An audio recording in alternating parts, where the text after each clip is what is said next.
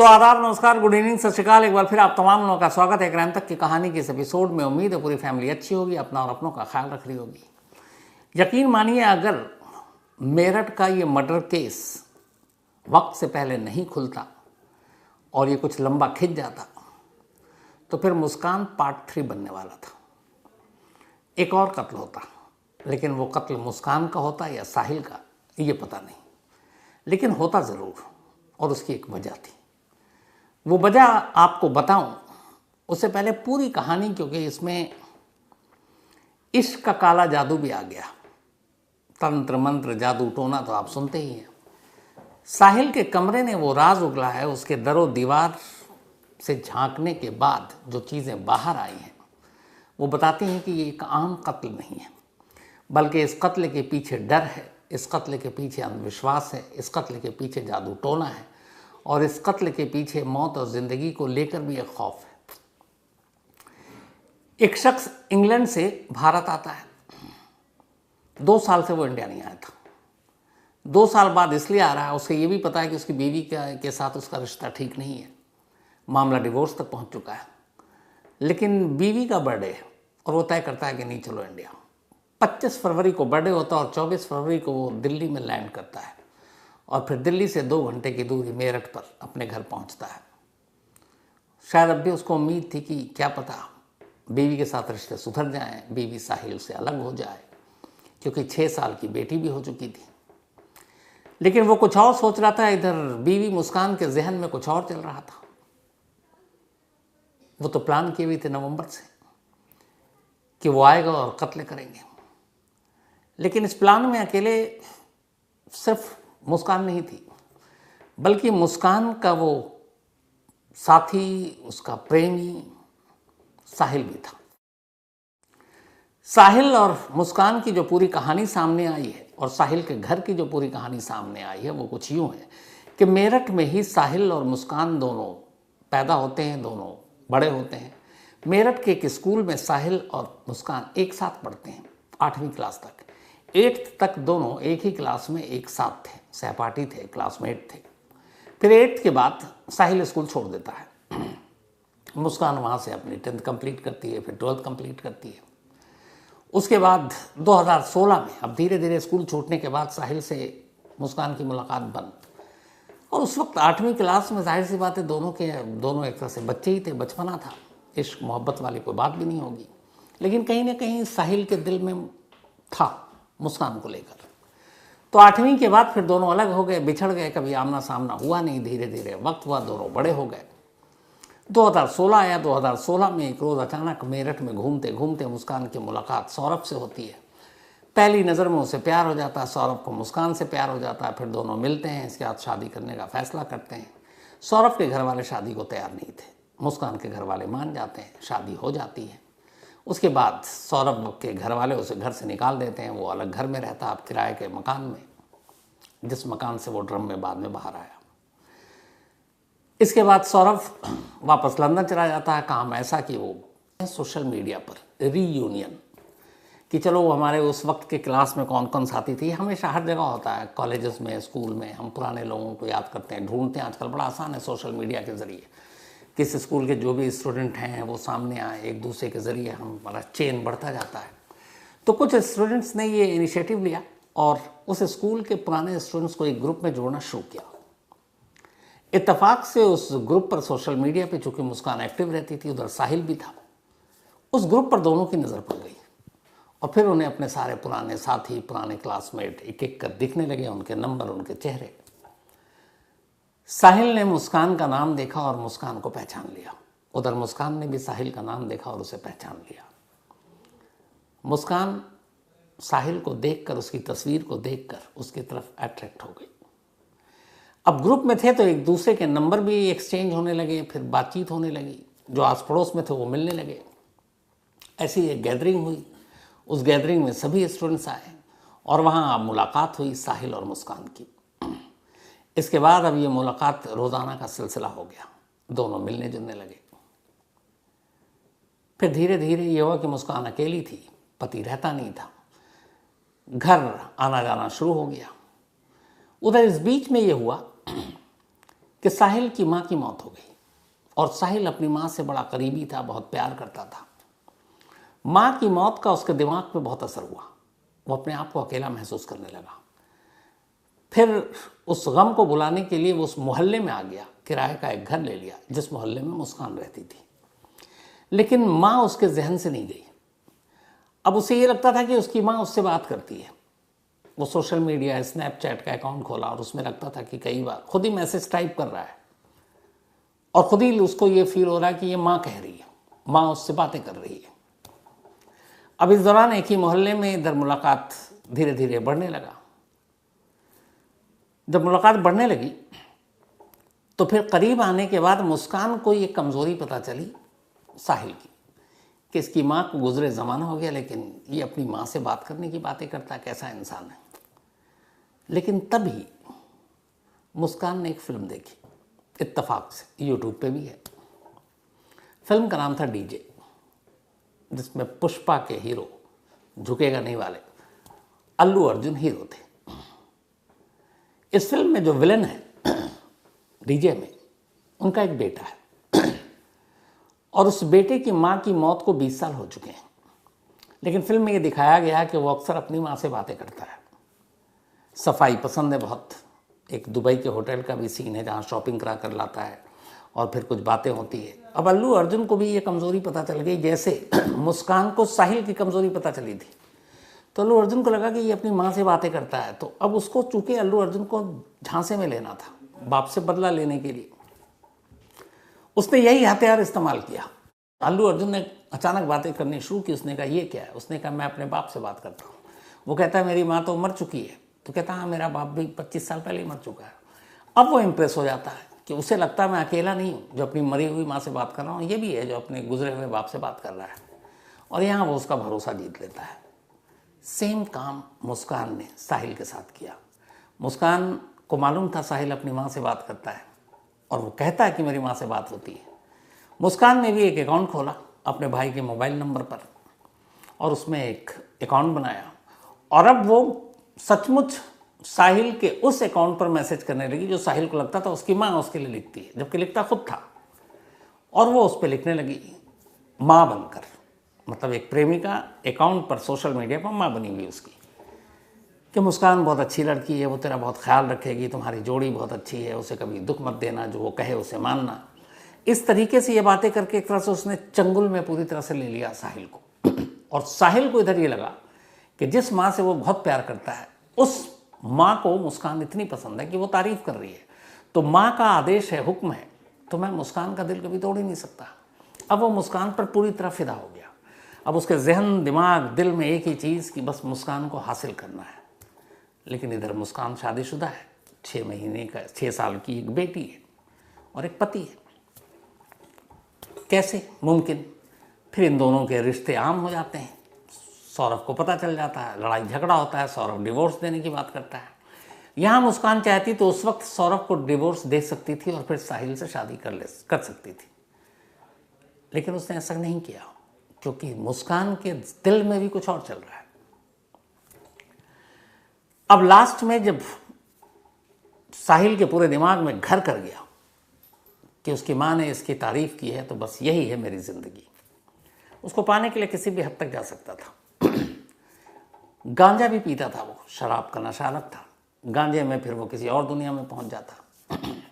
इस दौरान में जो उसने अपना कमरा लिया माँ के गुजरने के बाद, उस कमरे की जो तस्वीरें हैं वो उसकी मानसिक स्थिति को सही सही बयान करती हैं।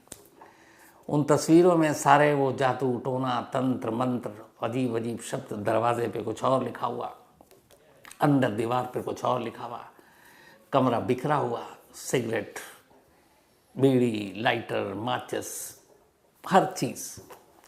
और उस कमरे की दरो दीवार एक आम शख्स का हो ही नहीं सकता। उसमें घुसते ही लगता है कि ये कोई दूसरा इंसान है जो तंत्र मंत्र, जादू टोना के चक्कर में पड़ा हुआ होगा।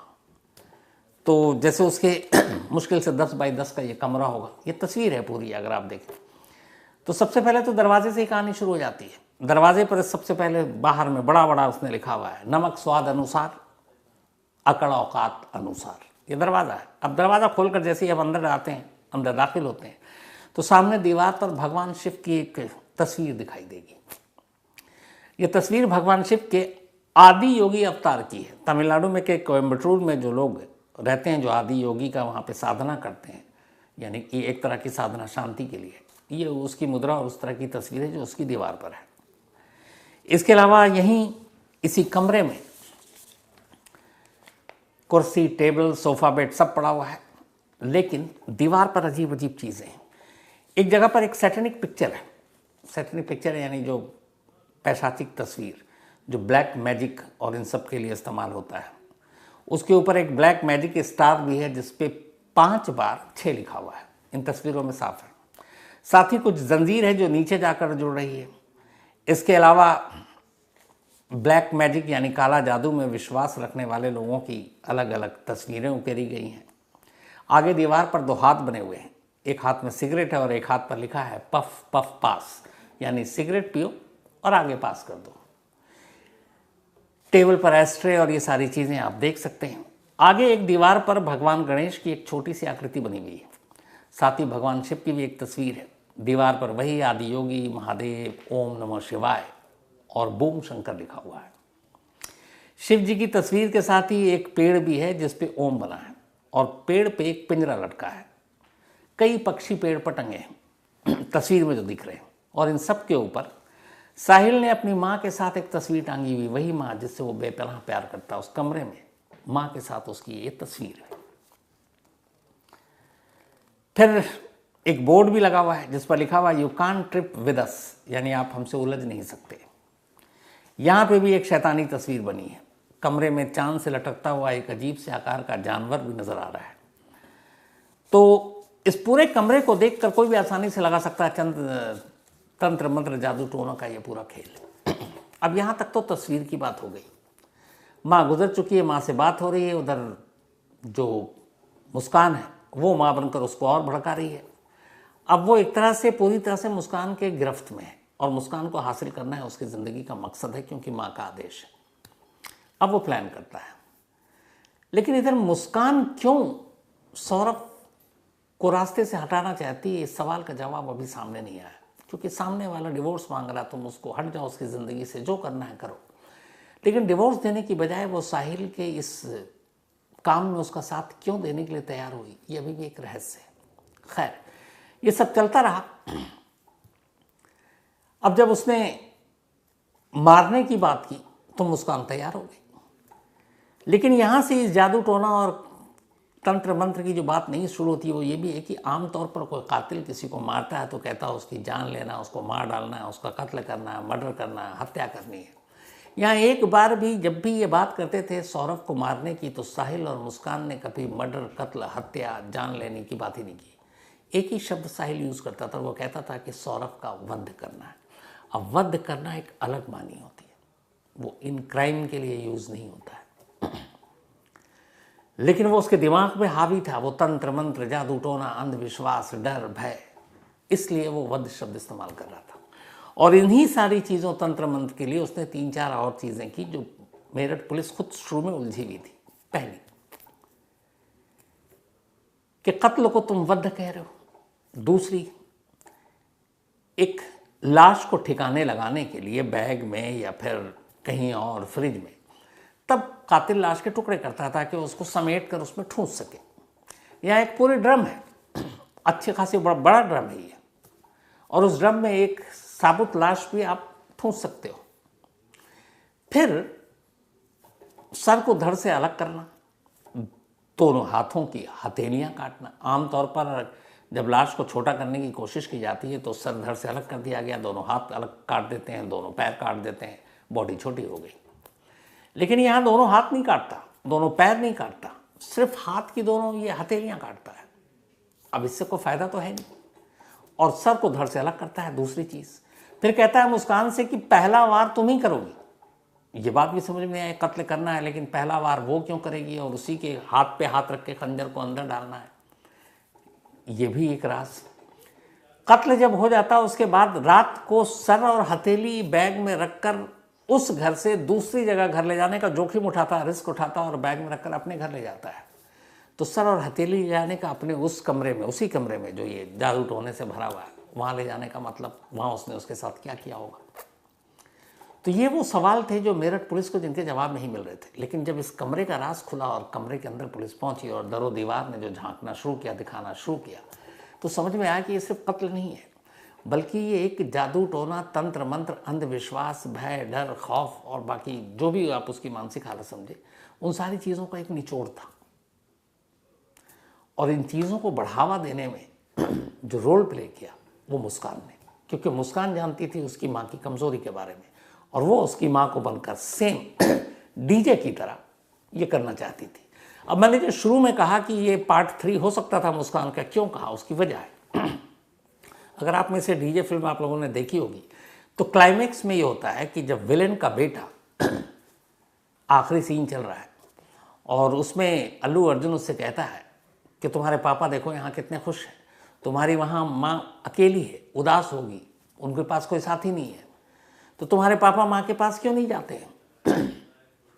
विलेन का वो बेटा जो इसी गुमान में है कि माँ उससे 20 साल से बात कर रही है, वो अचानक उसको लगता है हाँ पापा यहाँ खुश हैं, तो कहता आपने माँ को छोड़ के यहाँ अकेले कैसे खुश हो सकते हो, आप माँ के पास क्यों नहीं रहते, आप माँ के पास क्यों नहीं जाते। और ये कहते कहते वो गोली मार देता है और फिर खुश होता है कि मैंने पापा और मम्मा को मिला दिया। ये डीजे फिल्म की कहानी है। अब यहाँ पर वो माँ बनकर खुद को कह रही है कि ये तुम्हारे लिए अच्छी है, और वो मुस्कान से शादी करना चाहता था क्योंकि माँ उसके लिए कह रही है उसके हिसाब से।